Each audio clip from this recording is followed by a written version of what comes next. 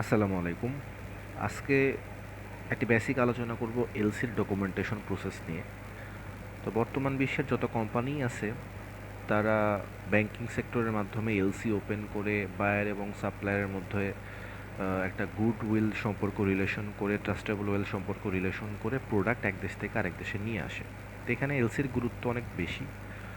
তো এলসিতে একটা documentation process আছে, কোন কোন ডকুমেন্টেশনের মাধ্যমে একটা ব্যাংক থেকে এলসি ওপেন করা হয়, এবং এলসি ছাড়াও কম অ্যামাউন্টের পণ্য ট্রানজিশনের জন্য এলসি ছাড়াও আরেকটা ব্যতিক্রম ওয়ে আছে, সেটা নিয়েও আমি কিছু আলোচনা করব।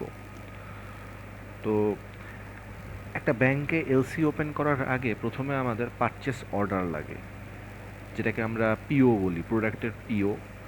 দেন LC instruction from the manufacture team বা ম্যানুফ্যাকচার ম্যানেজমেন্ট থেকে একটা এলসি ইনস্ট্রাকশন লাগে। দেন কোম্পানির ট্রেড লাইসেন্স লাগে, টিন সার্টিফিকেট লাগে, বিন অথবা ভ্যাট নাম্বার লাগে, যেটা business identification number.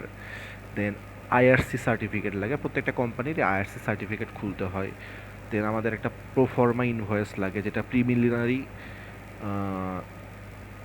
Document before the final order, মানে একটা খসড়া ডকুমেন্ট থাকে ফাইনাল অর্ডারের আগে। তারপরে একটা এলসি অ্যামাউন্ট লাগে, যে এলসি অ্যামাউন্ট কত অ্যামাউন্ট লাগতেছে, আমাদের প্রোডাক্টের কোয়ান্টিটি কোয়ালিটি কত, এর ওপর ডিপেন্ড করে, আমাদের কাজ কতটুকু এর ওপর ডিপেন্ড করে ব্যাংক একটা অ্যামাউন্ট নির্ধারণ করে, সেটা আমাদের জানায়, সেটা ওই ডকুমেন্টেশনে লেখা থাকে। দেন কোম্পানির ওনারের পাসপোর্ট সাইজ ছবি লাগে, এবং 1 এবং 3 ডেসের ওয়ার্কিং ডেসের আন্ডারে এলসিটা ওপেন হয়ে যায়। এখন আমি এলসি ছাড়াও যে একটা ব্যতিক্রম ওয়ে আছে, যার মাধ্যমেও আমরা কাস্টমারের সাথে বা আমরা বায়ারের সাথে একটা ভালো সম্পর্ক রেখে কম অ্যামাউন্টের পণ্য ট্রানজিশন ঘটাইতে পারি, সেটা সম্পর্কে জানবো। তো সেটা হলো টিটি, টেলিগ্রাফিক ট্রান্সফার।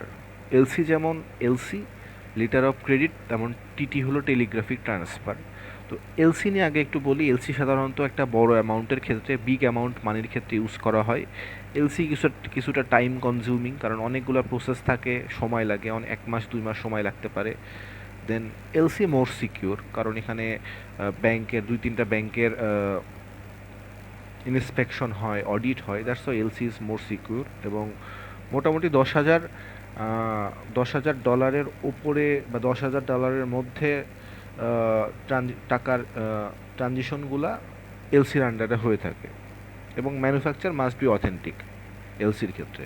আর আমি যে টিটির কথা বলি, টেলিগ্রাফিক ট্রান্সফার, সেটা স্মল অ্যামাউন্ট মানির ক্ষেত্রে এটা ইউজ করা হয়, যেখানে খুব সামান্য মানির জন্য মানির সামান্য পরিমাণ প্রোডাক্ট আপনি বাইরে থেকে লাগতেছে আনবেন। এটা খুব ফাস্ট মুভিং, মানে এই প্রসেসটা খুব ফাস্ট মুভিং, খুব তাড়াতাড়ি হয়ে থাকে, এবং গুড ফর দ্য বিজনেস, মানে যেটা বিজনেসের জন্য খুব ভালো, যেটা ফাস্ট মুভিং হয়ে থাকে।